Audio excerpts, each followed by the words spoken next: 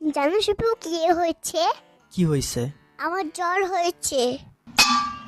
আহা শোনা গো আমার। ডাক্তার বলেছে বেশি বেশি আইসক্রিম খেতে হবে। আরে এটা কেমন কথা? জ্বর হলে আইসক্রিম খেলে তো সেটা বেড়ে যাবে।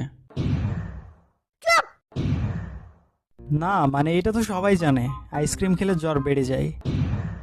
ডাক্তার হচ্ছে বেশি বুঝো তুমি আন্দাজে ফাল ছেলে কাটাকার কিছু বুঝে না আর বুঝে না হুটাই করে পা ঢুকে দেয় পাগলা বলো এখান থেকে।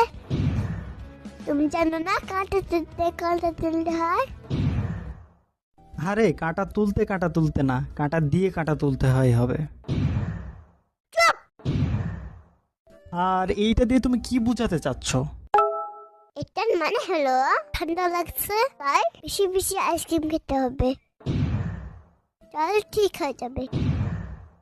আইসে নিউটনের খালাতো বোন, আইসক্রিম খাওয়া বললেই তো হয়। তুমি এতদিন জানতো কেন? আরে নীল যন্ত্রণা, নীল লজ্জা হবে। আর আমি আবার কি করলাম?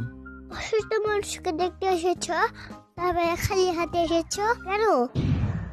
কি সমস্যা তোমার? ওষুধ ওষুধ দিয়ে আসতে পারেন না, আইসক্রিম দিয়ে আসতে পারেন না?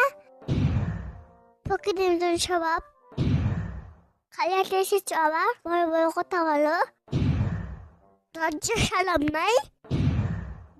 তোমার যদি এতই লজ্জা শরম তাইলে আমার কাছে আইসক্রিম চাইলা কেন?